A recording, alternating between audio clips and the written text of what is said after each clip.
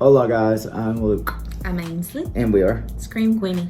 So guys, we started off last episode doing our what we call the Screamies, which is kind of our top 3 lists in a couple of different categories here. It's going to be taking up a couple of episodes.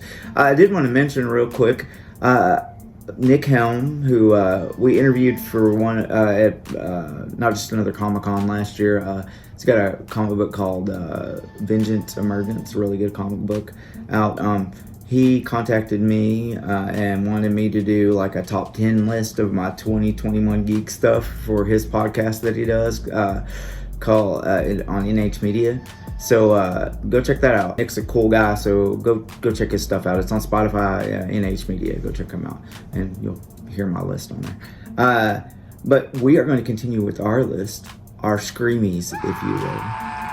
And so I'm going to start off because we are going to talk this episode about our top 3 favorite comic books that we read in 2021. So this may be... all the comic books I've ever read has been in 2021.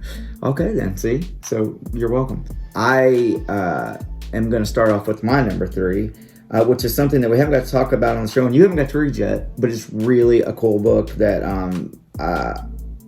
as far as... by the end of last year, by the end of 2021, they have come out with 2 episodes, and it's a comic book called My Date with Monsters. And it is, I don't even know how to explain this book very well, but basically what it is that monsters are real. Only children can see them, and when children get scared, the monsters feed off of them. And so the reason... It's not like something's killing the children. Well, kind of, but the reason that this is happening is not the same. Unless this child's mother finds somebody to love, finds somebody to be with, then the monsters are going to wind up taking over the earth. So there's like another portion of it. So that's not anything like the other book that we're talking about. Like I said, there's the 3rd issue is coming out in January. So, but check out My Date with Monsters. So what you got for number 3? Well, my number 3 is your number 2, so maybe we can kind of meld that. But it's I want my own. No, okay. The Me You Love in the Dark. Yeah, so this is a book that at this point I think we've had 2 reviews that have been posted up from 2 issues of this, and it went to 5. Ended toward the end of last year. I still have not finished it. Yeah, I think that you still have 1 more issue to go, I think, if I'm right. Very, very, very, very good book. Scotty Young, Jorge Corona have worked on this book, and I'm a big Scotty Young fan. The way that they deal in this book with, it's not heavy on words. It's just not. Like, there's not a lot of dialogue and words. The main portion of this is a girl in a house pretty much talking to an entity in the house, and that doesn't happen a lot, at least in the first couple of issues. I just thought that it was really good. As a new comic reader, what did you think of it? I liked it. It was weird. I dug that. My interest in comics, I suppose, has very little to do with artwork. So, you're a storyline gal. I am a storyline gal. So I like the storyline. Huh? That bodes well for it. Mm-hmm. All right, so you took my number 2. So with your number 3, so what do you got for number 2? My number 2 is Something's Killing the Children, as I mentioned just a while ago. So Something's Killing the Children. I'm a big fan of this book too. I recently just got caught up. So we're waiting till March of 2022 when issue number 21, I believe, is coming out then. I mean, this book already has a spinoff now called House of Slaughter. So what do you like about this book, about Something's Killing the Children?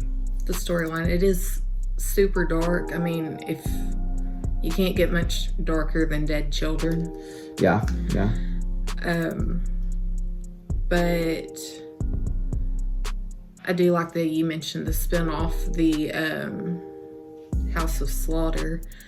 I like the, I'm only on episode 13. Issue 13. So I haven't finished it all, but I like the possibilities of where they could go with that. James Tiny the Fourth, who does Something Is Killing the Children, is hot right now. I mean, everything he's doing is really good. And that being said, I'm gonna move on to my number one book, which is Nice House on the Lake, which is also by James Tiny, however you want to say it, the fourth. And so Nice House on the Lake, this is something we've covered a little bit. We are going to do, because you still got to read issue 6, I think. Yeah. So after you read issue 6, we're going to do like issue 2 through 6, so that we can talk about this. But we did review issue number 1. So go back and watch that, and then be looking in the future for our number 2 through 6, and then it's going to be a 12-issue series. Now they're taking a break for a few on it, because, well, Mr. Tinian's doing a bazillion books. He was working on Batman for a while. He was doing the main Batman storyline until a few months back. He's doing Nice House on the Lake. He's doing Something's Killing the Children. He's doing House of Slaughter.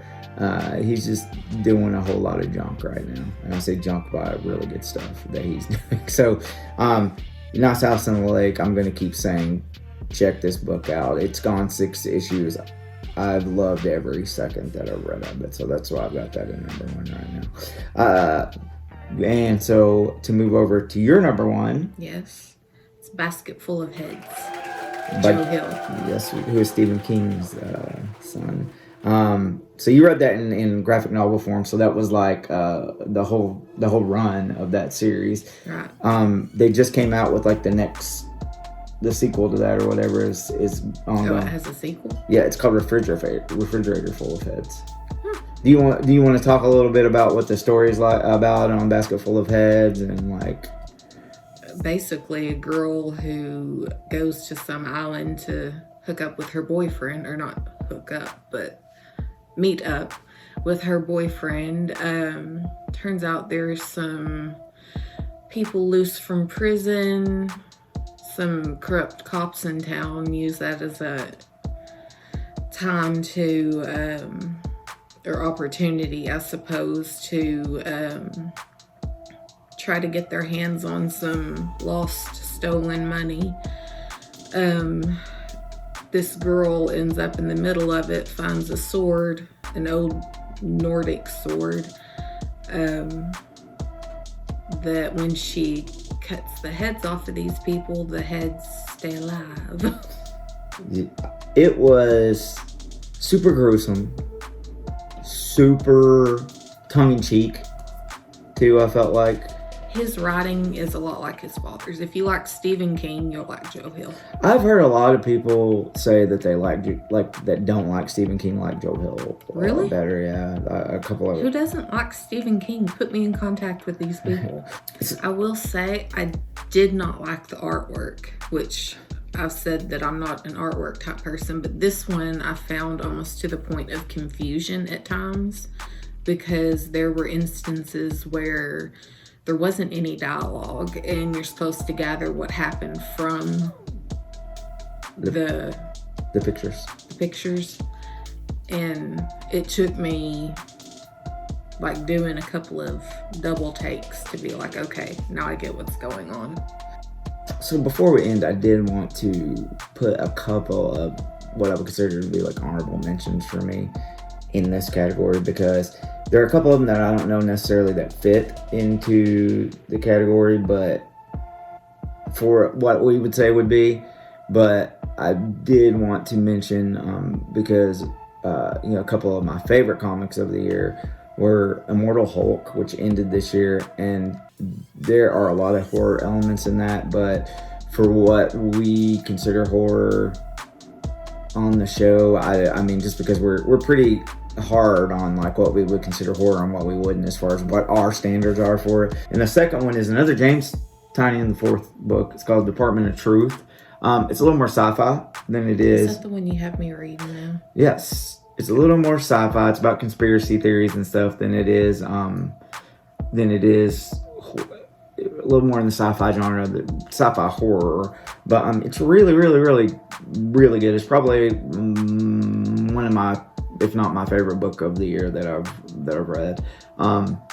And so I really enjoyed that. So I didn't want to go by without saying at least those two, even though I didn't think necessarily that they fit with the show. I wanted to make sure, especially since Immortal Hulk ended, and I thought it was one of the best superhero books that they've had over the last few years. So those are our favorite comics, favorite horror comics for 2021 that we got to read. Drop us a line. Let us know what you liked, what you didn't like, if you don't agree with us on this stuff. If you think James Tynan sucks, then you suck. Because he's amazing. But yeah, let us know what you think. Maybe you thought the artwork in Basket Full of Heads was fantastic. I don't know. I mean, whatever you think, let us know. We welcome everyone's opinions unless they're wrong. As always, what would we like from the J. Ransley? Like, subscribe, share. All of those things, please. Nailed it. So we will catch you guys next time. We'll continue on with the Screamies. All right, I've been Luke. I've been Ainsley. And we have been Scream Queenie. Catch you guys next time. Bye. Bye.